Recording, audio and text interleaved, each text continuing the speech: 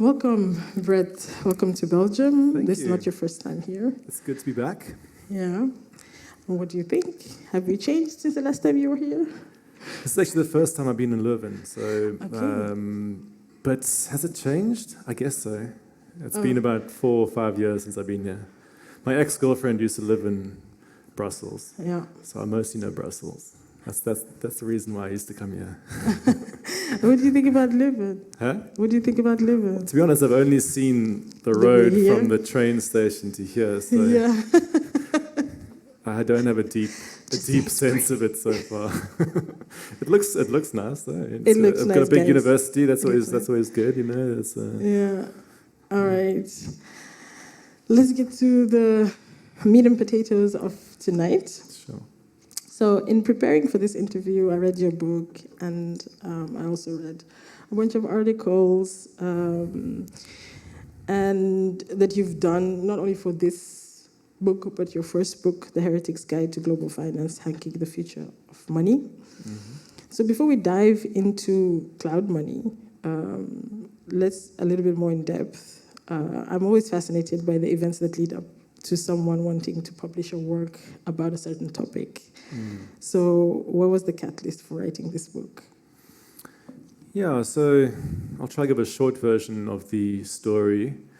In 2013, I published The Heretic's Guide to Global Finance, which was my first book, and was with quite a small publisher, but that was all about how do you hack the financial system in a way? How do you, people who are concerned about the financial system, and say, you know, how could we find ways to alter it, rewire it, and that kind of thing. And it was about sort of financial reform, but also about activism around finance and alternative finance. And I had written that book because I had actually worked in the financial sector, but I also came from a sort of background in activism as well. So I had a kind of combination of financial knowledge and political knowledge, and I put them together in that book. But around that time when I published it, was when the tech sector was kind of rising to prominence. For those of you who are around back in 2008, 2009, you know, the financial sector was the biggest industry in the world, and players like Google were still quite, nobody thought of them as being particularly evil yet. They were sort of seen as being these like nice, sort of like friendly companies and things. And actually then there was the financial crisis, and everyone was sort of viewing the financial sector as being this kind of evil behemoth that was going down. And at that point, the tech sector kind of created this narrative, which was that the technology would somehow solve the problems of finance. So you had all this sort of hype around fintech. This was coming around sort of 2012, 2013. And so that's when my first book came out. And actually that's a lot of sort of tech people saw themselves as doing alternative finance or changing the financial sector. So I was immersed in that world for a while, but I started to see that actually a lot of what the tech sector was doing to finance was just taking the same system and automating it, right? Basically just making it faster and more automated. And that's largely what the fintech sector has often been doing. So I started moving towards looking at this intersection between big finance and big tech, which led up to Cloudmoney in the end. But also looking at how that plays out in the monetary system, and in particular around this battle around cash versus digital money. But to build on that, you're here tonight to talk about Cloudmoney, but before the publishing of both your books, you were you published a regular newsletter, and even before that, you were blogging about finance and so forth. And you sprinkle some of these experiences throughout the book. These things can kind of seem unrelated, but I'm assuming there's a method to the madness. Because I suppose in order to kind of frame this conversation a bit more, I was wondering if you could speak on how you really came to think and publish about the monetary system as opposed to the financial one, and how your methods and techniques have evolved over time. Sure. I guess one thing to note is I come from an anthropology background rather than an economics background. Yeah, I was thinking. So I come from economic anthropology, and actually within anthropology, there's a very strong tradition of looking at monetary systems. In economics, there isn't a strong tradition of looking at monetary systems. Actually, economics simply makes certain just assumptions about money. It actually often very seldom engages with it at all. Whereas in anthropology, there's a very strong history of people actually looking at monetary systems precisely because anthropologists were often operating in pre-capitalist societies or societies that weren't fully absorbed into market systems. So, right, if you actually, in that context, you start to realize that market systems aren't natural outcomes of just sort of spontaneous stuff. Often they have to be imposed, or they have to actually, there's all these elements of political power that create markets. And so anthropologists are historically much better at looking at how monetary systems actually get created and the different types of exchange and the different types of ways of surviving that there are in society. Whereas economists historically tend to just assume that everybody just trades somehow, all right? And they use that to then describe how money emerges, which is very counterintuitive to an anthropologist. So actually, that's some of my academic background, which makes looking at sort of money, that's partly where I come from in my sort of monetary understanding. Some of you might know David Graeber, who's another kind of person who would write in that same tradition. So he would be somebody who would inspire me. But there's other anthropologists in that tradition who are looking at monetary systems. But yeah, then I guess a lot of my earlier work was looking at these sort of more sort of small-scale interventions you can make in finance. You know, so that's a lot my original blog was about that. But it started to get kind of deeper and bigger over time. I don't know if that's fully answered your question. Yeah, sure it has. I just kept on wondering, what is an economic anthropologist, Tan? Because I'd never had it before. Sure, yeah. So I took the chance to ask the question. I was like, since you're in front of me, I might as well ask. So building further on this and talking about the monetary system as a whole, like who do you think are the main players in this system and how would you describe them? Because I know you mentioned the difference between describing something by its function and as opposed to its structure. Could you expand on this? Yeah, sure. Just a quick note on the point about functions versus structure. This chair that I'm sitting on right now, if you had to ask me to describe it by its function, I could say something like a thing to sit on. All right. But you know, I could sit on the floor, I could sit here, I could sit anywhere. There's many things I could sit on actually. To fully describe a chair, you've got to also describe its structure as well.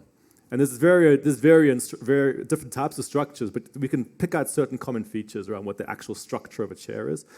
Weirdly, with money, when people are asked about what money is, they often resort to these very quite abstract functions of money.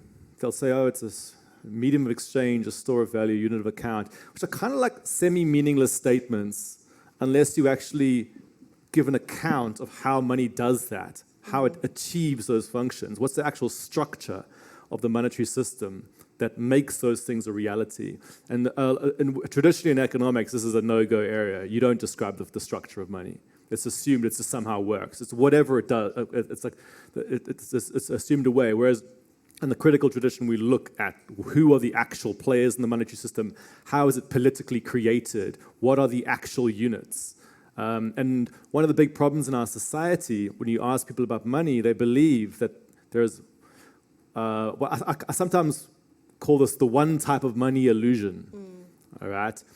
They believe that it's a singular thing, money, whereas actually our monetary system is a composite hybrid system with different types of money issued by different players in different forms, all right?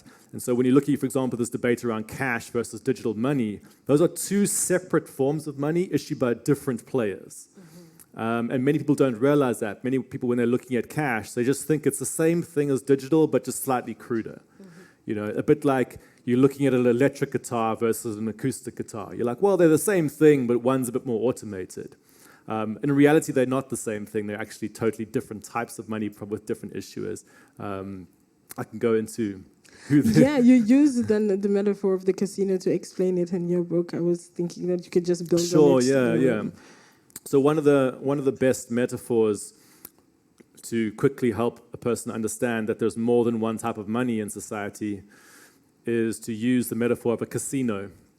So if I take cash to a casino, here, right? So a unit of government issued money. Well, in the Eurozone, it's a kind of meta government money, right? It's a particular type of money. If I take it to a casino and hand it over, the casino takes ownership of that and actually issues me chips. The casino has that, I have these. This is now my money in the casino, are these chips, right? And I can redeem it back for this if I keep my chips at the end of the night, or somebody can redeem it back eventually. But actually, the banking system is is actually very similar to this. If I deposit cash into a bank, they take ownership of it and issue me digital chips. So those units you see in your bank account it's not the euro, it's a privately issued digital chip for a euro, all right? And the entire digital money system is actually underpinned by the fact that those chips are redeemable back for this, which is what you do when you go to an ATM. It's going to an ATM is a little bit like going to the cashier at a casino and saying, "Can I please exit the casino?" Right? You're redeeming your digital chips back for the money. So actually, all this what we call cashless payment or digital money is basically a second type of money that's built on top of the first type of money. And once you start to understand this, you can start to see the politics of these different forms of money and that they're not actually the same. And then there's actually a third layer built on top of the bank layer as well, which is like players like PayPal and things like that. But if it is marketed to us as safe and convenient, and the infrastructure of cash is being slowly made obsolete, so it's getting harder and harder for us to actually engage in exchange with using cash. So what are the arguments we could tell people for like keeping the cash infrastructure intact, and why should we care? There's actually a few different. There's like a kind of geeky technical way to do it, and then there's a more sort of human intuitive way to do it. The geeky technical way involves pointing out what I just talked about here. Let's say I'm in a casino, right? I hand over cash and I got these chips, all right? Now imagine, for example, the casino slowly removes my ability to ever get this back. It's shutting down its cashier and says, just use our chips instead. That's basically what a cashless society in the metaphor basically is. It's like we're using the secondary form. Ironically, these chips here, public confidence in these chips is psychologically and legally predicated upon this actually being available. All right? You'll very quickly realize this if there's a banking crisis where everyone tries to exit the system. All right? So from a structural perspective, from a legal, structural, financial stability perspective, and this is why I say it's a geeky kind of like policy type of argument, there's actually a serious problem with the decline of cash in terms of the structural integrity of the monetary system. And this is why central bankers are getting worried. All right? But from a sort of, let's say, a more surface level human, you're in the street kind of thing, the metaphor that I often use to talk about this is bicycles versus Uber. All right? And one of the most important things to grasp is about keeping balances of power in systems. So often when I say, hey, I protect cash, people have this imagination that you have to choose one or the other. It's like, you want to use smoke signals and, live in the past. But I'll say, actually, our society is full of things that are old. For example, we have elevators, but we have stairs as well. Nobody says that stairs are out of date. Actually, stairs are how you create a resilient ability to move upwards when the elevators break down. all right? These kind of things. We have many systems in our society that have multiple modes, and our transport system is one of these. We have bicycles, trains, cars, taxi systems, and actually this is how you maintain diversity and balance in your system. And actually with a monetary system, it's very much like this. The cash system is a bit like the bicycle of payments, or maybe the mountain bike of payments, whereas the digital systems are very much like, I'd say the Uber of payments. I don't know how many of you use Uber or like similar services where you are relying upon a third party to move you around. And actually both of those can coexist. The real problem comes is when one takes over completely. All right. So the real politics of the cash debate is it's not about saying everybody should be using cash all the time.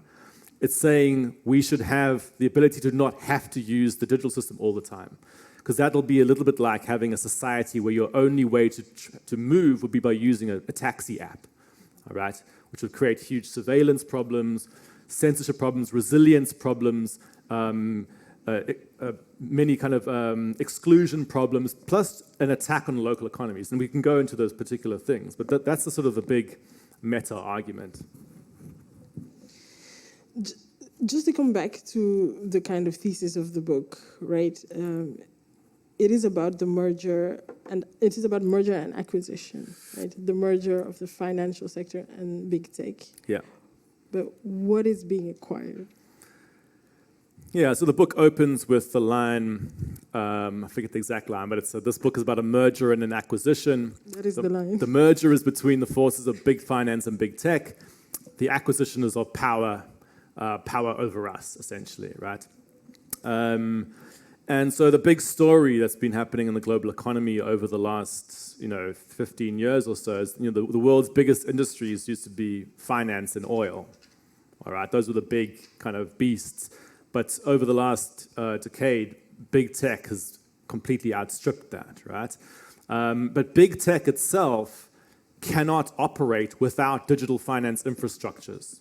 Players like Amazon literally cannot interface into the cash system because you can't automate an offline form of money, all right? So in the world view of a large entity that's trying to expand and automate and everything, the cash system, it can't process it. Amazon hates cash, all right? What Amazon wants is to have its giant data center contacting Visa's data center to contact your bank's data center, and you just communicate via phones, all right? That's how these systems work.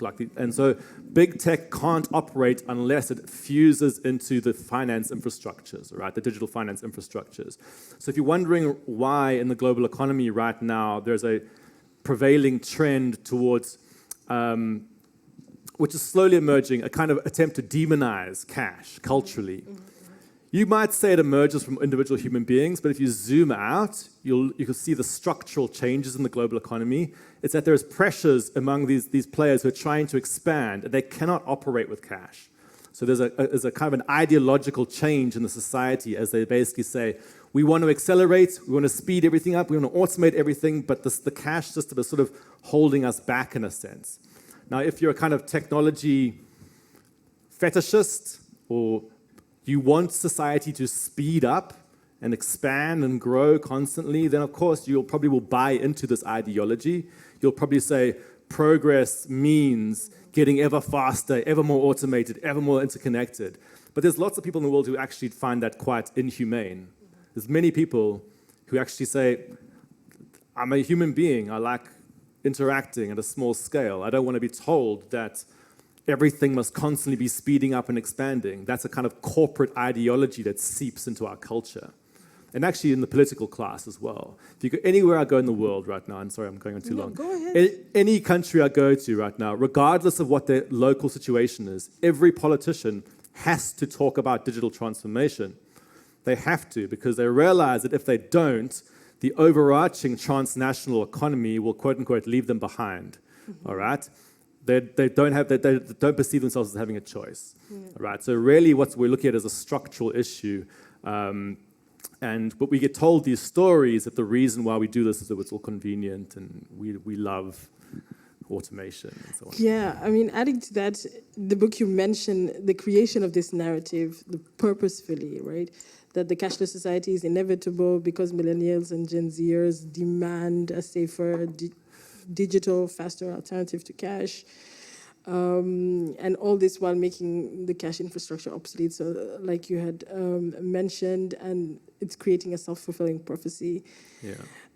Which entities, groups, organizations, or governments have you come across since writing this book or doing your research to write the book that are fighting on the side of cash? And is the will to use cash actually on the decline?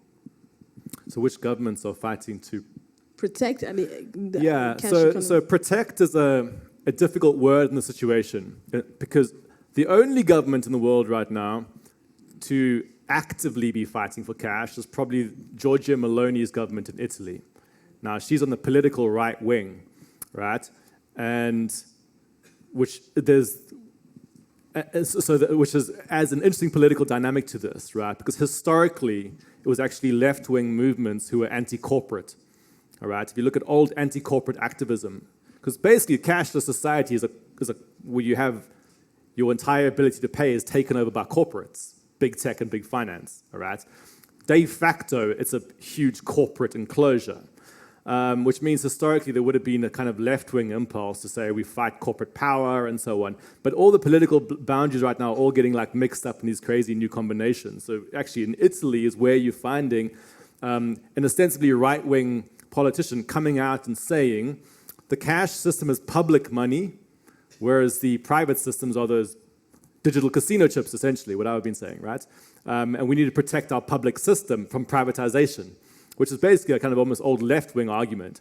So this is one fascinating thing to bear in mind about these debates around money right now, is that all the political lines are getting mixed up. Most politicians in most countries have a much weaker way of framing it. So if you go to the UK, for example, they'll say stuff. They won't. They'll still say that cashless society is inevitable, but they'll say let's slow it down slightly to give people a chance to catch up, so they don't get left behind. All right. So they still accept the narrative that this is inevitable and unchangeable, and basically the corporate sector will take over. But let's give elderly people a sort of chance to sort of get on board. Otherwise, they'll be left behind. Right. And this is very, very prevalent. You won't only find this in the issue of cash, you'll find it in any technology debate. All right, you'll find it right now with AI, you'll find it with any kind of digital tech. This is the same narrative that gets pushed out every single time. So most governments right now will be saying that. So they'll say, let's protect the ATMs for a little bit longer. Let's maybe ask the banks to keep their branches open for a little bit longer. But we understand that eventually we'll be forced to use these digital systems.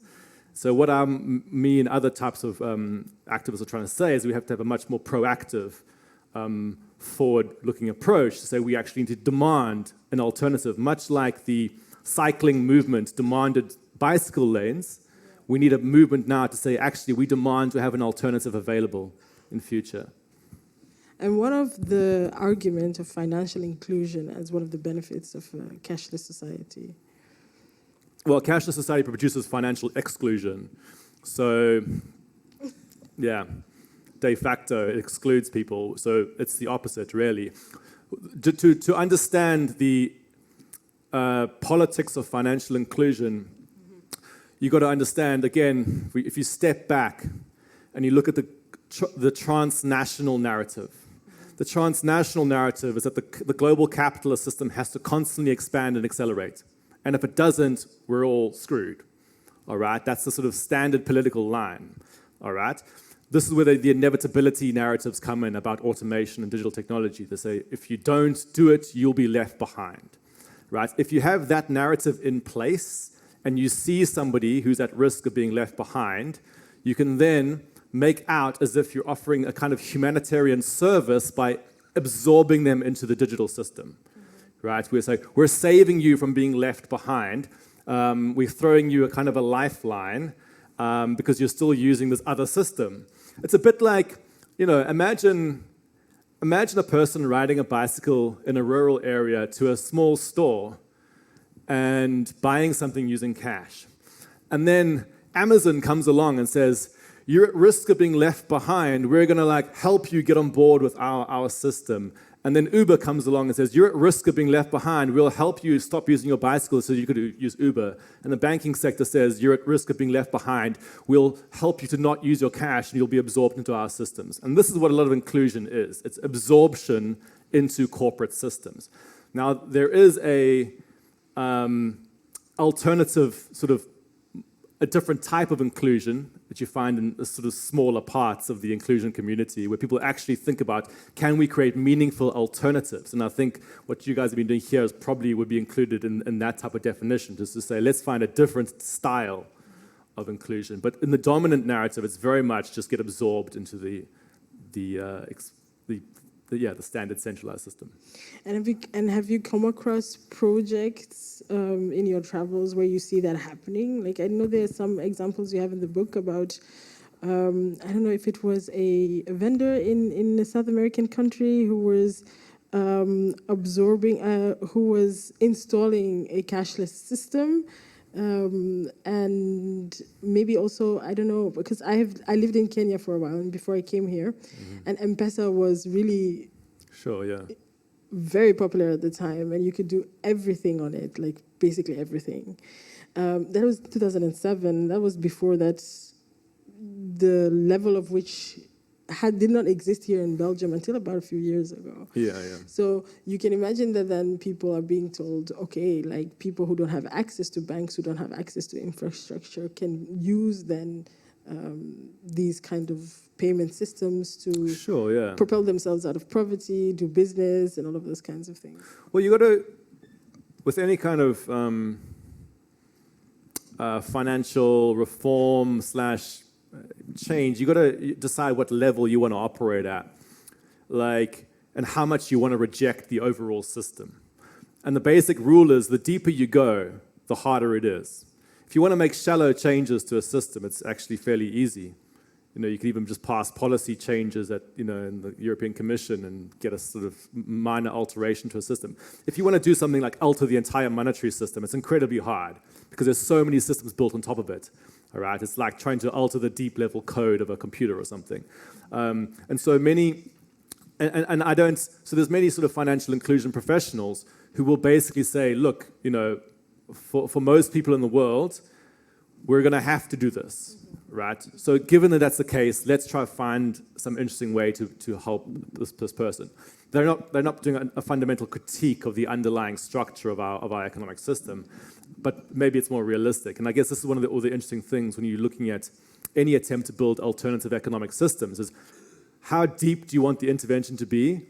And realizing that the deeper it is, the less likely it is to happen. So there's an interesting sort of sweet spot where you can be thinking about, can you do some sort of meaningful change, but also making it realistic to implement, It's not a very precise answer to your question, but it's a very interesting art form. Yeah, it's a complicated thing, so precise answers don't exist, I think. To conclude, I'll just ask you one last question, because I've heard you mention that it's hard to maintain a critical outlook when engaging in this discourse, not just amongst market participants themselves, but also amongst analysts, observers, and state actors, for example, central bank governors, whom you described as quite neutral, presenting about fintechs and cashless society. So why do you think that is, and what can we do to kind of counteract that? To counteract to get the critical outlook? Yeah. Well, bear in mind, the most people in the world, I professionally specialize in looking at large-scale systems. Most people don't professionally specialize in doing that. Most people have to, they go to university, they have to try to find a job, and most of your time spent doing something else. It takes quite a long time to actually uncover the structure of monetary systems, and I don't expect that everybody actually can do that. Much like I can't. I don't know how to make train systems work. So there's a problem that we live in incredibly complex systems, and it actually takes quite a long time to see what's going on, especially when you look at sort of transnational economic systems. But yeah, I guess the process is to, I start to question dominant narratives. all right, without going down a kind of crappy conspiracy theory line, right? Because unfortunately, a lot of people right now who are distrust the narratives they hear in society. They sense that there's something dubious about the narratives. They're often being almost like harvested by opportunistic conspiracy theorists who say, oh, let me tell you what's really going on. It's these people here manipulating you like this, and this is what's really happening, right? And this is where the far right often manages to get a lot of inroads. But in reality, to really see what's happening in our system, you've got to look at the sort of the systemic processes, right? That there's all sorts of processes that are beyond many people's control that are going on. And sorry, this is a very unsatisfactory way to end this, but our global capitalist system has many tendencies, but it also has deep contradictions. So for example, the cash system is being undermined by processes within our economic system. But actually, if the cash system is undermined, the whole monetary system gets undermined, which then undermines all the companies. So this is what's a contradiction in our system. So a lot of these banks who are pushing cashless society actually will find themselves being undermined if they succeed. All right? They don't realize this, they don't intend for this to happen, but this is actually what systemically does happen, which is right now why all the central bankers are starting to discuss the digital euro. Yeah. It's emerging out of a contradiction in the system. So this is a long way of saying you got to sort of get yourself accustomed to sort of systemic level analysis and realize there's many sort of processes going on in our systems that are different to what's presented to us as, when we're told it's just because of convenience. Yeah, okay. Yeah, we all have to become structuralists, right? Okay, so now it's your turn. This is the time where you get an opportunity to ask a question or two, so I hope you've been writing and composing your thoughts. Who wants to go first? I'll do it. Thank you. Love to see it. Somebody has to be the first, so yeah, go ahead. Could you please expand a little bit more on the task of a government and a central bank? Can, for instance, a central bank come up with a cashless system to not replace, but to be the elevator? The central bank has its stairs, the digital stairs, the cash. And can they create an elevator by creating a cashless system that at least it's from us, it's from the people? Sure. Sorry to say it like that. So as my last answer I gave wasn't very well articulated, but basically what I was saying is that as mentioned earlier with this example, right, I hand over this government or sort of central bank kind of money and I get these digital chips. Actually, these digital systems, the elevator, actually depend on that. This is where the sort of elevator metaphor breaks down to some extent, right? The casino chip metaphor works for this, right? Because actually those fancy digital systems are predicated upon these simpler systems, all right? So the reason why central banks right now are talking about the digital euro and the sort of government is precisely that they realize that if this is undermined, this is also undermined, all right? If you undermine the cash system, you undermine the digital system because they're linked together. This is why they're now debating whether they should issue a digital version of this here, all right? Now the problem that they have is that if they do that, they will compete with this. You'll have two forms of digital money competing. Now, in a capitalist country, they don't want to do this because this is the banking sector, right? And the banking sector has a lot of political power, right? So in countries like, for example, the UK, where like Barclays, HSBC, Santander have huge political power, they lobby very, very hard against these digital state forms of money, precisely because they know that it will compete directly with their systems. So there's an interesting political moment for countries. If you're interested in how do you potentially reduce the power of the banking sector, there is a possibility to say, actually, this digital version of cash could do that.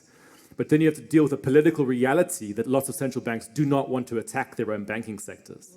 Lots of central banks perceive themselves to have a role in maintaining the stability of the banking sector rather than attacking it, which is why if you go to any ECB communication right now about the digital euro, they're at pains to say, we'll do everything we can to make sure it doesn't disintermediate, is the sort of euphemism they use, all right? Which is basically them saying, we don't want to screw over the banking sector by issuing a sort of digital cash. Interestingly enough, though, you know, the reason why they're so politically vested in doing this digital form is that they are also subject to this overarching transnational digitization narrative, all right? So it makes them much more likely to believe that the solution to the problem is to push a new digital form, rather than saying, let's actually protect the cash system, all right? That's politically so hard for them to imagine doing that, right? Because they're so vested in the digital narrative. And this is a problem also for, well, not a problem, but an interesting thing for lots of alternative economy projects. Lots of alternative currencies also believe that to have any chance of surviving, they have to go digital, right? Because it's how the overarching system is going. Is that okay? Hey, my role in terms of, say, protecting the cash system is about maintaining a balance of power, all right? That's a different role to, say, an alternative, you know, a group like Muntuit who's trying to do something on the outskirts, say, like, let's build a sort of interesting digital alternative. There's a place for all of these types of activities. Thank you.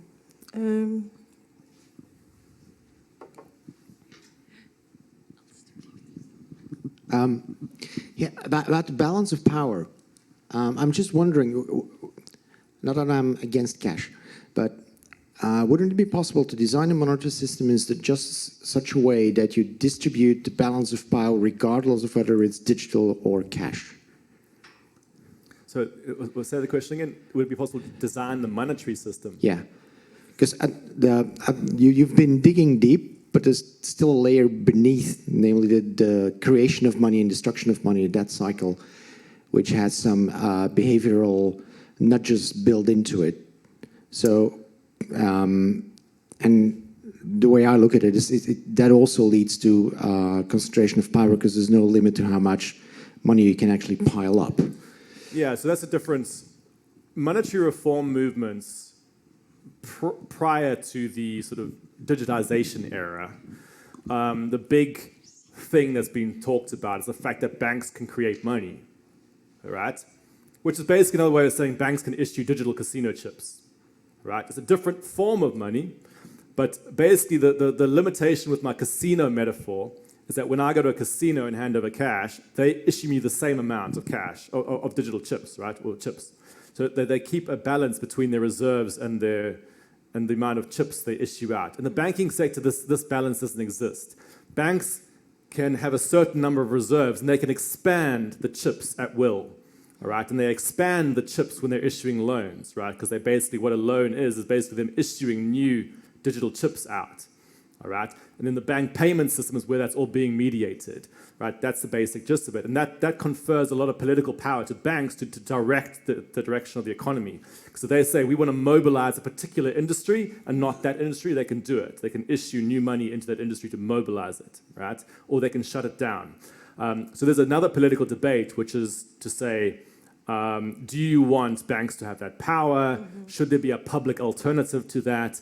Which is slightly beyond the digital versus physical debate, all right? But they end up intersecting, because the so-called cashless system is that system that the banks create, all right? I'm not sure if that's fully addressed, but whether you, in terms of how you rebalance all the power, I mean, that's a dark art that I don't yet have the full answer to. But I hope you're going to work on it.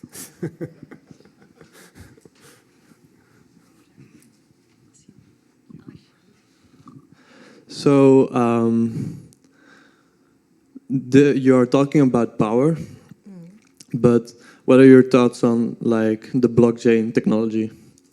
Because then you move the power to just technology, and technology that for now cannot be hacked.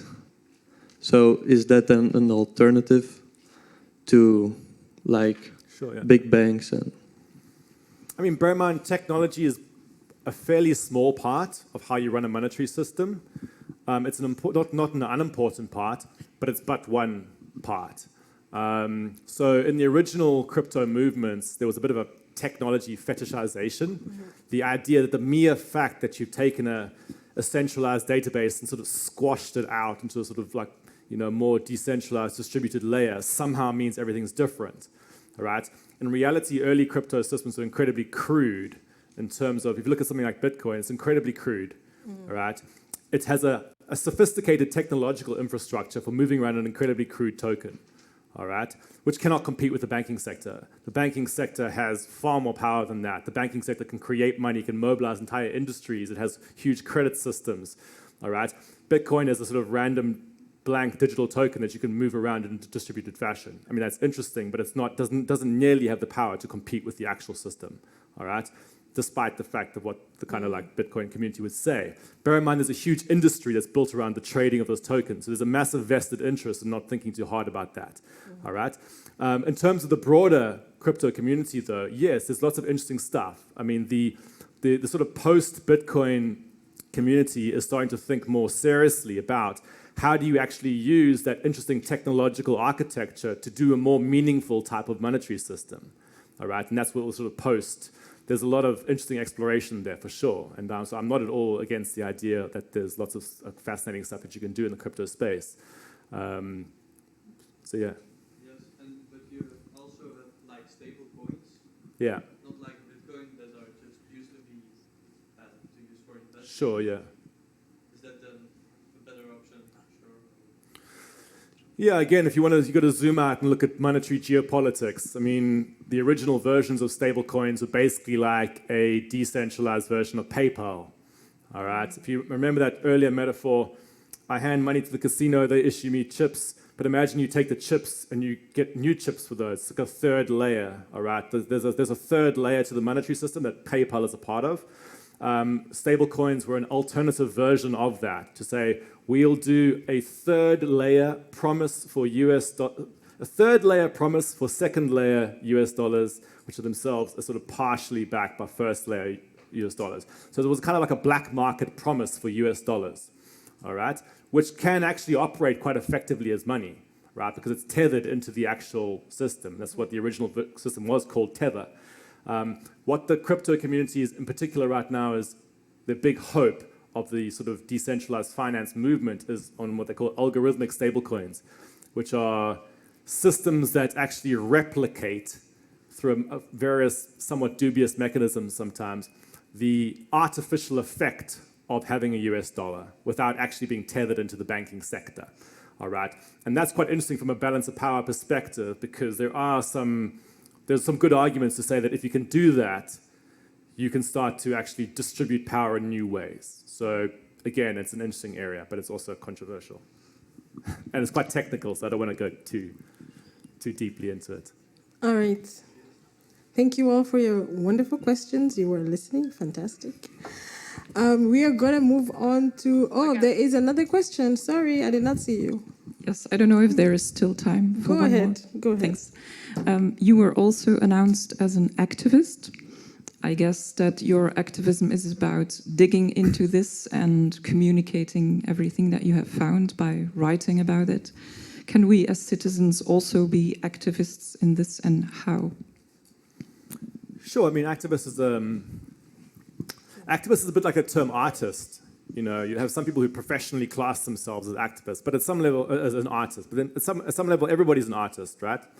And similar with activism, some people professionally class themselves as being activists, but everybody has an activist impulse in them when you sort of fight power in various ways, and that can be quite small or big, depending on if you're getting paid for it or not.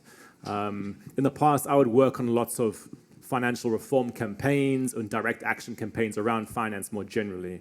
In recent years, though, my focus is much more on the monetary system in particular, and around cash right now. But yeah, there's many, many different types of areas of financial reform. And bear in mind, this issue that I've been talking about around money is only one of the issues that in finance, all right? It's one of the newer ones. But there's many other types of groups that work on financial activism and so on. So yes, to answer your question, there's many. I don't know if you want specifics or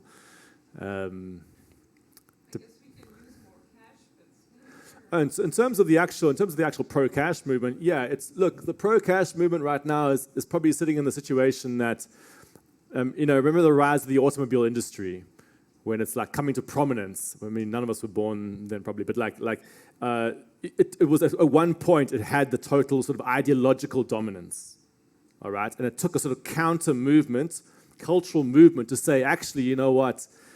As much as we like the automobile and so on, actually we demand alternatives. Our cities are getting congested, there's huge pollution, there's accidents, all these things, right? It's not the world that was painted to us in the car adverts.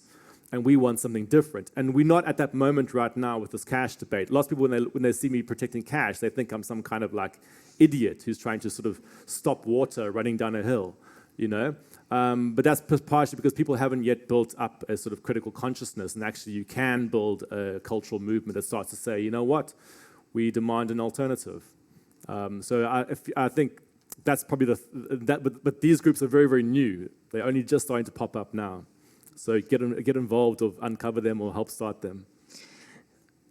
Fascinatingly enough, there will be a project introduced later on, and maybe you can give of your time and energy to help in the workshops. Why not? Yeah, yes? or the alternative currencies. Yeah. Voila. Yeah, for sure. All right, we're going to move on to part 2. And in this part, we will be looking at the 3 videos my colleague Pete made with 3 vendors in Leuven about all the things we've just been talking about. Brett is going to react to that, and then there'll be an interesting thing for you, because we will have a giveaway of 2 books of the Dutch translation of Cloudmoney. So I hope there's some lucky people in the room today. I think we can move to the first video. We hebben op de Distse Steenweg in Kesselo een café overgenomen 1,5 jaar geleden. Het is een coöperatief café dat we runnen met de buren, waar eigenlijk alle werknemers of iedereen die betrokken is ook coöperant van het café. Het is in grote mate een volkscafé met zeker overdag publiek uit de buurt. Mensen die graag cash betalen. En het zijn voor een deel kwetsbare mensen die digitaal niet echt geletterd zijn, vaak problemen daarmee hebben en dus cash willen betalen. Wettelijk zijn we verplicht om ook een digitaal betaalmiddel te voorzien, dat doen we via Payconic. En we overwegen ook om betalen via kaarten mogelijk te maken. Maar we hebben dus elke dag eigenlijk het grootste deel van onze omzet is cashgeld. Vandaag was er een interessant incident waarbij we de dagopbrengsten naar de bank brengen om dat op onze rekening te zetten. En het bankfiliaal blijkt gesloten te zijn. Het gaat over het ING-filiaal op de Distse Steenweg. Het is gesloten door de veiligheidsdienst van de bank zelf, omdat er overdag, maar ook 's nachts, vaak daklozen hun toevlucht zoeken. En dus wij kunnen met ons cashgeld niet terecht in dat bankfiliaal. Wij kunnen dat niet op onze rekening zetten. De bankmanager die ik aan de telefoon had, heeft mij doorverwezen naar een filiaal op de straat, Bondgenotenlaan. Maar dat is een heel eindje van hier en het is bijzonder onpraktisch als we elke avond na het sluiten van het café helemaal naar binnen zouden moeten gaan om daar dan cashgeld op de rekening te zetten. De man wist mij ook te vertellen dat het opzet van ING en alle andere banken sowieso is om dat soort van dienstverlening af te stoten. En banken willen dat alle betalingen eigenlijk digitaal gebeuren en dat cashgeld min of meer uit roulatie wordt genomen. Ik heb daar een theoretische vraag bij, omdat cashgeld mag ik hopen toch nog altijd een wettelijk betaalmiddel is en aanvaard moet worden. En de praktische kwestie die we hebben is dat een groot deel van ons cliënteel bij voorkeur cash betaalt, al was het maar omdat ze niet anders kunnen. En wij dus elke dag met cashgeld zitten. Wow.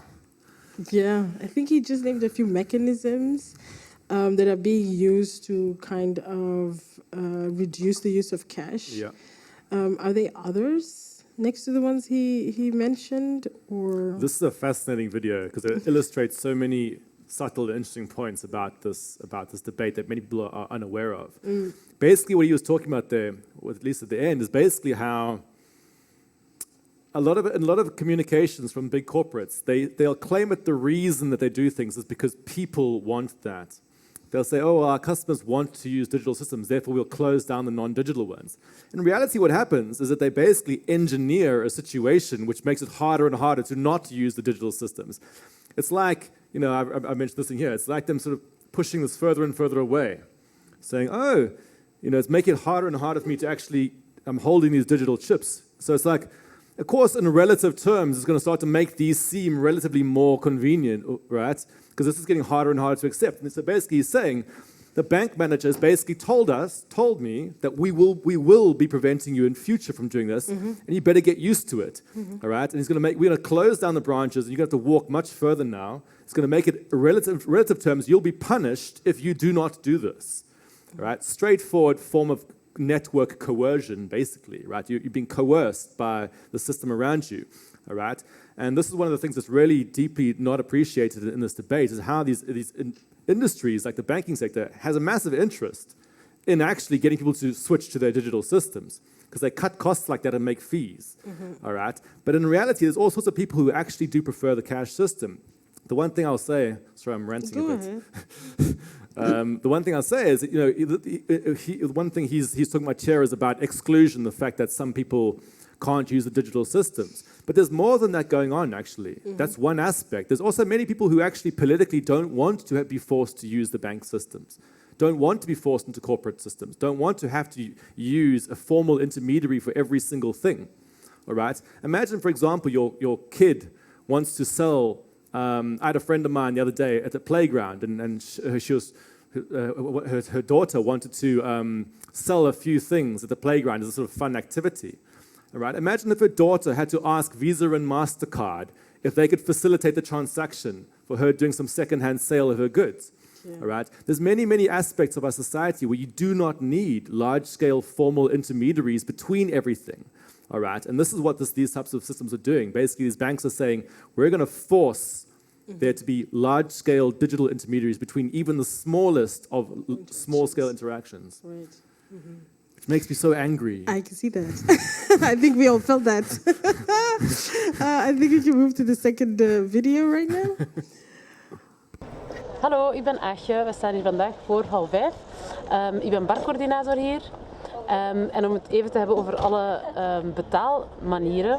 We hebben hier in hal 5 aan de bar 4 manieren om te betalen. De betaalmethode die het meeste gebruikt wordt, is de QR-code die je hier ziet. Je kan via de QR-code, je kan die scannen met je smartphone en dan kom je op de digitale menu uit. Super handig, je bestelling wordt aan tafel gebracht, kei leuk. Alleen de opmerking die we van enkele klanten toch wel krijgen, is dat ze heel veel gegevens moeten opgeven om hun bestelling te vervolledigen. Naam, voornaam, e-mailadres. Ik snap dat dat niet zo super fijn is, ook niet qua privacy en zo. Maar voor hun is het eigenlijk ook een voordeel, want als je je gegevens ingeeft en je bestelling afrondt, dan krijg je ook een bestelbevestiging via je e-mailadres. En dat kan ook dienen als btw-bon. Dus in dat opzicht is het wel een voordeel, maar ik snap dat het in deze tijden van privacy niet altijd even handig is. Sinds kort kunnen we ook aanvaarden ook cash. De reden waarom dat ik het belangrijk vind dat mensen hier wel met cash kunnen betalen, is omdat ik iedereen de kans wil geven om hier een drankje te kunnen drinken. En voor sommige mensen is het gewoon niet mogelijk om via de kaart te betalen. Dus vandaar dat we ook cash willen aanbieden. I think the interesting thing about Aagje's story is that she replaced somebody as a manager, and the one before her did not accept cash. Yeah. And she has kind of reinstalled that that payment method, but also talks about privacy in this video. Yeah, absolutely. This is also another very interesting. The economic anthropologist in me finds this fascinating. This kind of these small scale examples. Again, many things going on there. One of the big things that happened during the pandemic was that many of these companies that already had an automation agenda used the pandemic to accelerate it, and then haven't gone back. All right, so a lot of the, for example, in London, a lot of them started using those QR codes, where you have to basically log in with Facebook or Google, so one big tech corporation. You then have to give access to Visa and MasterCard and the banking sector. So 3 sets of corporations to get a simple thing from a local bar. All right, I'm having to go via these giant systems to do this quite local thing, right? Which is a huge power grab, all right? And it's also often actually quite inconvenient. You give away all this unnecessary information in the process. And they did that during the pandemic and were able to sneak it in, and many of them haven't gone back. So in London, for example, right now, you have lots of these pubs where there's like hundreds of drunk people who now don't wear masks, breathing all over the employees, right? And then they'll be refusing cash. And you say, why you refuse cash? They'll say, oh, because of COVID. It's like, that is clearly not true. That is clearly not true, right? You clearly did this because you're doing some sort of automation play, like the previous owner of that bar. Yeah. And this is interesting. She's come in and she's said she's reversed it. Unfortunately, you need to do more than this because many people have been trained to now use those systems. And this is why you need a cultural movement. So we need more than just sort of saying, you can, we have cash as an option on the side. It actually needs to be sort of made culturally acceptable. And this is also an interesting example of, I would like to, when we hear about the new system being proposed, how people like this will respond to a new potential alternative digital system, whether that actually could help resolve some of the problems. I think we can move to the third video. Hallo, goeiedag, ik ben Eddy. Ik ben van in 84 gevestigd als schoenmaker in CASHLOZE. Ik probeer alles zo goedkoop mogelijk te maken, dus dat wil zeggen dat ik mijn kosten ook laag probeer te houden. Dus heel dat Mr. Cash gebeuren of digitaal betalen is aan mij niet besteed omdat die kosten veel te hoog zijn navenant de inkomsten die ik heb, want ik heb een laagprijzige winkel. Dus 95% van mijn klanten die betalen nog altijd cash. Mensen die niet cash kunnen betalen kunnen overschrijven op de rekening. En de mensen zijn tot nu toe heel tevreden. Zelfs is het zo, als de mensen geen cash bij hebben, gaan ze even in de bank een beetje verder cash halen. Voilà. Eddie, the legendary shoe cobbler from Leuven, an activist. There's he made some serious points. But he also kind of highlighted something that we were speaking about before this started, the new law that was implemented in Belgium, where you should have at least one form of cashless payment method in stores. And for him, it's just which is an interesting law, because if you think about it, from an inclusion perspective, the easiest form of money to use is cash. It's the one that you don't need an account. It's the one that's the most accessible, right? So you should have laws for the most inclusive element of money. Having a law that says you have to put a digital system in is it's like saying a law that you have to have Uber rather than bicycles. All right? It's an interesting sort of power play about why that's considered to be something you have to force into place. Sorry, I derailed you a bit there. No, and then you came to the answer of the question I was going to ask. So, maybe one other thing I'd mention about this is that talking about balance of power arguments. One final thing which is often underappreciated in our society is the balance of power between formal and informal systems. All right. Actually, if you've got a totally informal system, it can be quite chaotic and actually quite disempowering. If everything is just like not regulated, if everything's total like, just pure sort of informal markets, it can actually be quite chaotic. But if you have a balance between formal and informal systems, it can actually create quite a, let's say, a society that people like. Some of the most, when you look at sort of the vibe of a society, what often creates a sense of earthiness, a sense of sort of human interaction is the informal elements.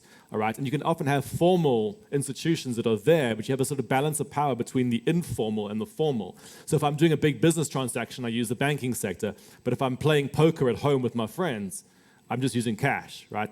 We have both of these things. But what's happening, and that guy, he kind of represents to me the sort of informal ethos. He's like, sort of can use the banks, but actually we kind of sit in the sort of part in the middle.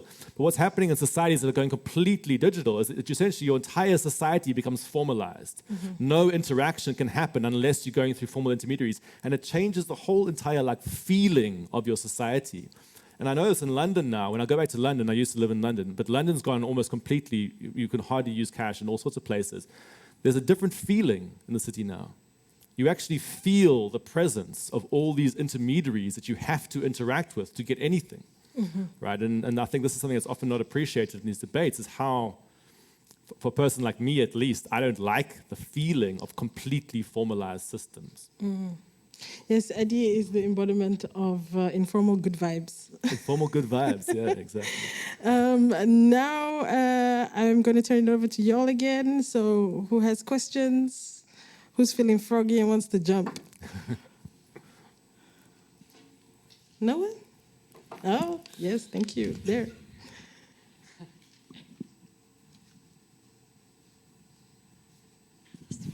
Can cryptocurrencies make the world a better place in any way? I mean, any specific cryptocurrencies? Because there's many different types of... Say privacy coins. What coins? This is... I don't want to alienate people who don't understand much about cryptocurrency, but I can try to do a short version of this for you. So let's say something like Monero or something like that, or most of what are called cryptocurrencies are not monetary systems. They are digital objects that can be moved around, that have monetary branding pasted over them. All right, so imagine I took this here, implemented it digitally with a very robust infrastructure so that it could be moved between people. All right, what is that? It's a blank piece of card. All right, so I found a very sophisticated way to move a digital blank piece of card around. Okay, that by itself is not a monetary system. That's like me moving a blank piece of card around. Right, to turn something into a monetary system is a much harder job. All right, that's a sort of a token, but it's nothing else, right? There's a cultural effort in the crypto community to try and make out that these digital objects are money by the mere fact that they have numbers on them and can be moved around with a money-like sort of fashion. But in reality, what's actually happening in the crypto world is that these are actually traded within the normal monetary system like any other object. All right. Now this does in turn induce, and this gets a bit technical, but it creates a secondary property, which is called counter-tradability. All right? When something gets a monetary price, all right, let's say it develops a monetary price, you can actually take it and swap it for something else that has a monetary price. All right? Now, what you're actually implicitly doing is you're reselling it for money and then giving the money over to buy the new thing, but you're collapsing it into a swap, essentially. You're using the resale price to buy something, right? So when somebody buys something for Bitcoin, what they're actually doing is they're using its US dollar resale price to buy the thing, okay? And that's called counter trade. So something like Bitcoin is actually a digital object with money-like branding that has counter-tradability. That counter-tradability is useful if you're trying to get around the banking sector, for example. So it does have uses, but it doesn't bypass the monetary system. Actually, it depends upon the monetary system, because if it doesn't have that pricing, it has no tradability. All right? Now, this is the big circular problem in most crypto communities, is that they do not have an organic pricing system in and of themselves. All right? So that's one of the major problems happening. And if you look at the digital privacy aspect, you can make this private if you want. All right, you can make the blank thing private. That's not going to overcome the structural problem. All right, that's the sort of secondary property of this thing. We can have a separate discussion if you want. Maybe it gets quite technical, and people start to switch off if I talk too much about crypto. Anybody else? Yes. So in your book, you argue that that by the removal of cash, big institutions get a lot of power, and we don't necessarily trust those institutions, for example, with our privacy or with having that much power. And your argument is then to maintain cash or to retain cash, to limit that power. But another approach I think you could take, or I'm wondering what you think about that approach, is by trying to modify those big institutions or create new institutions altogether that basically incorporate the values that we also want them to have. So more transparency or better safeguarding our privacy, etc. So what do you think of that approach? Is that a feasible way to tackle some of the problems that you describe in the book? And maybe also at what level of depth, like you said earlier, would that need to happen? This is what you're describing is a shallower intervention. Because bear in mind, and I'm not saying it's not saying it's wrong. It's probably the most viable thing to do for some people. All right. Again, zoom out. What are the overarching tendencies of our entire economic system? Expansion and acceleration. What do you need to do that? You need to automate everything, and digitization is one major part of that. Right. Politically, digitization is untouchable precisely because people can't go against the expansionary and acceleration tendencies of the capitalist system. Politically, it's like a death sentence. If a politician says, we want to slow something down, they get destroyed, all right? And many people do, if they say that. So in many people's imaginations, it's politically more viable to say we continue with the automation and digitization trajectory, but somehow alter its principles. Whereas what the crypto movement tries to do, they say we're not going to go against the automation principle or the acceleration principle, but we're going to try and spread out the power more. All right, and again, that is politically probably very useful to do, and I'm very supportive of anybody trying to do that. Okay. But you've got to bear in mind that actually politically it's more subversive to actually go against the acceleration impulse. And that's where the pro-cash movement sits. Actually, if you think about what the most subversive form of money in the world right now is, it's not actually crypto, it's actually cash. Crypto doesn't go against the overarching tendencies of the system, whereas cash does, all right? And so this is why the sort of bicycle metaphor becomes interesting, because we have politically are able to do this historically. We can say, actually, we want to keep resilient, diverse systems rather than systems that simply speed up, okay? But I'm not going to say that you're wrong for having that impulse. And I think it's actually important. There's many different roles for people in this type of... I would rather have, if we are going to go to a digital system, I'd rather have it embody different principles, at least some different principles. So yeah, there's a lot of political work to make the digital systems themselves better or build alternative versions of them. Yeah, so your point basically is that my proposal is a more fair Uber while you stay long Uber. Yeah, you could. So a lot of, for example, the crypto movement is basically trying to create like a decentralized kind of Uber that's sort of run by Uber, albeit a lot of the early crypto was kind of like an Uber without a steering wheel or a drive shaft, right? Okay, but like let's take that aside. Let's say you can make it effective, right? Alternatively, you might think of an e-bike or something like that that has some sort of... The transport metaphor has some limitations, but you can work with it. Any more questions? We have a question there.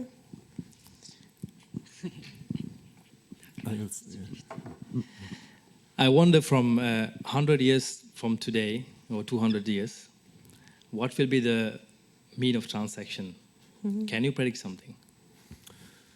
I don't know about 100 years, that's a bit far, but I would suspect, and this is going to sound predictable, but I think it's going to be probably a big comeback of cash, precisely because we have resource constraints in our society. All right, so as I said, the capitalist system is constantly expanding and accelerating, but that's built on a substrate of human beings and ecological systems. And at some point it burns through it. All right, and actually all the sort of digital hype and imagines of future singularities and stuff is predicated upon massive amounts of resource burning, right? If I was a hedge fund right now, I would bet against every AI startup in the world. Okay. Guarantee it, I would do it. They're going to burn through the underlying material of the economy, all right? So, and I actually think we'll see a return to the analog, because actually in a future of climate change, resource constraints, but also attention constraints. Human beings, we're finite beings, all right? As we get thrown more stuff at us, we become more and more confused and burnt out and fragmented. Actually, you'll probably start to see a cultural movement that starts to act against digitization, simply because it's so exhausting, right? Right now, that hasn't happened, but I would bet for it, right? So I actually think we'll see in future probably a lot more pro-analog sentiment coming out. And the mere fact that millennials and Gen Z and stuff right now happen to be all like digital hype doesn't mean anything, right? Because that could very, very easily change in the next generation. So I think there's a lot of potential for returning to all sorts of interesting hybrids of systems, and I don't think it's going to be all digital at all. But in terms of like alternative currencies, I would like to believe that there's going to be a lot more interesting alternative currencies around, a lot more community currencies, a lot more sort of interesting mutual credit systems. We haven't talked about that tonight, but there's a lot of interesting, fascinating types of horizontal peer-to-peer styles of money that can be developed. That's for another evening, perhaps. So basically the cultural movement of everybody going outside to touch some grass. Okay, I think it's time for the giveaway. Yay! Can somebody... I'm excited for you because I've read the book and it's good. So can somebody bring up the hat? It's a very nice looking hat. It has lights on it and everything. Hey. So when you came in, all of you were asked to put your names, I think, in the hat. So you're all in here, I promise. I will pick one name, and Brett will pick one name, and then you get the book. All right. Should I go first? You go first. Okay. Drum roll, please. All right. I sense this is the one here. Yeah, okay, wow. Steph Knipers. Oh. Hey. Steph, come up and collect your book. Should I sign it? Yes. Wonderful. Go ahead and sign it. Cool. I'll be quick. In the meantime, I will rummage through the hat. Bum, bum, bum, bum, bum. I'm rooting for the guy in the middle who went a bit crazy when he didn't get his name called. Thanks. You, okay. This is very hard to read. Who wrote this? Henk Hillard? Come collect your book, Henk. Hank. Henk, yeah. It's H-E-N-K. Okay, cool. You don't look like a winner, Hank. Be more bit excited or something. Dance a bit. All right. Hey, hope you enjoy. Thank you, Hank. We're going to move on to the third round, and this involves our colleague Philip coming to tell us about the project. Okay, go ahead. Go on, Philip, tell us about the project. Right, so I'm going to do this in Dutch. We willen de drempel laag houden, dus ik ga het even in het Nederlands vertellen. De titel, TransACTIE. Ik denk dat we daar nog eens een aantal uur extra zouden kunnen over filosoferen. Maar ik moet zeggen, wauw, wat een inspiratie dat er hier al op tafel gelegd is. Eigenlijk zijn alle belangrijke punten die we wilden aanraken of willen aanraken met het project eigenlijk al ter sprake gekomen. Hè. We hebben het gehad over big tech en big finance. De wetgeving die handelaren verplicht om een elektronisch betaalmiddel te voorzien. Heel veel gebruiksgemak, maar tegelijk ook veel bezorgdheden. En vanuit die bezorgdheden zouden we graag een experiment opzetten met een heel diverse groep. We willen een positief antwoord formuleren. Fair betaalverkeer stimuleren met een alternatieve betaalapp, met andere spelregels die misschien ook transparanter zijn en liefst ook inclusief werken of een inclusief betaalverkeer helpen genereren. En Dat brengt me bij de actie. De actie die we voor ogen hebben op korte termijn zijn om te starten 4 ontwerpsessies. Voilà. In Leuven, bij Avanza. En ja, daarvoor zoeken we jullie. Een divers publiek. Niet alleen de tech wizards, die zijn uiteraard ook welkom. Maar we zoeken ook de digitale leken, de handelaren die waardegedreven proberen hun ding te doen. Mannen, vrouwen, jong, oud. Ja, wees welkom of voel u welkom, voel u uitgenodigd om mee te komen denken. We gaan dat heel praktisch aanpakken. We gaan in de eerste sessie beginnen met het probleem nog eens te schetsen, geïnspireerd door alles wat hier vandaag gezegd is, onder andere door Brad. En daarna gaan we aan de slag richting dat positief antwoord, met als finale kers op de taart hopelijk een model waarmee dat we dan een techneut aan het werk kunnen zetten om effectief een betaalapp of iets dergelijks klaar te maken, te produceren, prototypen, want we willen echt gaan experimenteren. Dus dat is de finale voor het project, dat er effectief geëxperimenteerd wordt door een aantal handelaren of organisaties hier in het Leuvense die de spelregels willen testen. We voorzien eten, het is gratis, dus waarom zou je niet komen? Voilà, food is always a good reason to go somewhere, honestly. We already explained the project to Brett a little bit earlier, and it's heavily inspired by your critiques, but we also want to find a solution that's within the digital landscape well, and not just stop at the plea for cash. So what are the 3 touchstones that we should consider when designing the process with our group? What are the 3 touchstones? Yeah, or anything you can kind of like touchstones that you can. I mean, you guys probably know better than me what you should be. But yeah, maybe it's just the sort of the meta point is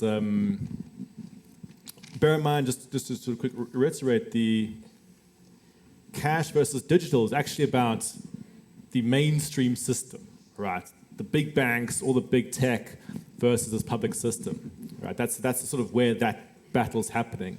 But then there's a lot of interesting scope for these sort of alternative systems. And for most alternative systems, the most viable is to go with some of these dynamics. This is why, so I'm very, very aware of the politics and the necessity to have to, especially if you're operating at small scale, to work with these types of systems. And I think it's an interesting space to try and experiment in. And I guess the one thing I'd say is, I think you did mention it. I was trying to remember about my Afrikaans. But you don't want to just go with techies. You know, you don't want to. That's one of the biggest problems that's happened in the sort of first wave of the crypto movements. Was so focused on people who had these very sort of like technical, almost engineering understandings of the world. All right. In reality, you need community understanding. You need to understand. You need to be doing what you're doing. You know, going into the streets and sort of asking people what's actually happening. Understanding how you build a community around, and then thinking about the technology. Maybe that's just the one thing I'll say. But I suspect you already got that vibe going. So always good to have a reminder. Does anybody have questions about the project that Philip can answer, or is here on stage with us? Go. A few hours each. Yeah, about 2 hours. There's food. Any more questions? Go ahead. Can you expand a little bit more? It's in fact about local currency, an app that you are creating. Can you expand a little bit more on the success rate of local currencies regarding power? It's about power. Yeah, I mean, maybe I won't go too long, but there's different paradigms of alternative currency.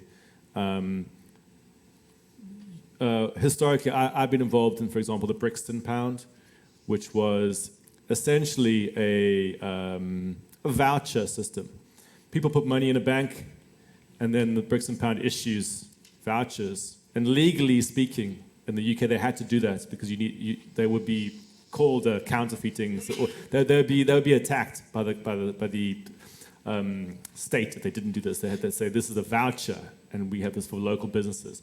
So a lot of them are voucher systems. That was some of the early ones, and then there's the mutual credit systems, which are very interesting, which are harder to do, where you actually start an entirely new monetary system, which is based on people issuing promises to each other. All right, and there's variants of that. This is interesting because this, I think, comes partly out of the sort of the Bristol Pay type of thing, where you're starting to actually work with the payments network itself. So say we can build an alternative payments network, which is a slightly different emphasis to some of the original alternative currencies, but I think an interesting. Is that correct? Yeah, it's a payment app or something like that we're envisioning that is using the euro in this case. Yeah. So we're breaking into the system in a way. Yeah, and bear in mind, lots of the original local currencies actually were, so something like the Brixton pound, for example, which is a small neighborhood in London, it was a pound-backed voucher, all right? So you're taking, for the crypto people, it's a stable coin. It's a small-scale stable coin. That's how the crypto world would talk about it. But it's basically you have a bank account that holds reserves, and then there's a voucher issued against it, but then there's conditions placed on the voucher to say, we're going to hold it into a local area so we keep economic energy into this local area rather than letting it escape out into the, elsewhere. So in some of the local currencies, there's a kind of and I suspect this project too, an attempt to say we want to try, the economy as a whole tends to sort of pull towards centers of power. So like, for example, in the UK, towards like London and stuff, but you can try to build these interesting systems that sort of hold economic activity more locally and try to distribute the power more. So yeah. Any more questions? No? Okay, then I think we can move on to the next bit. Thank you, Philip, for coming to explain the project to us. Do I step in? Yeah, you step out. So, thank you so much for sharing of your time and energy with us tonight. I would like you to help me thank Brett for coming and sharing his wisdom and his book and all of his thoughts with us tonight. I'm sure it was very interesting, and a lot of you have a lot of things like going on right now and kind of need to let it all sink in. So thank you, Brett. A round of applause for Brett. You.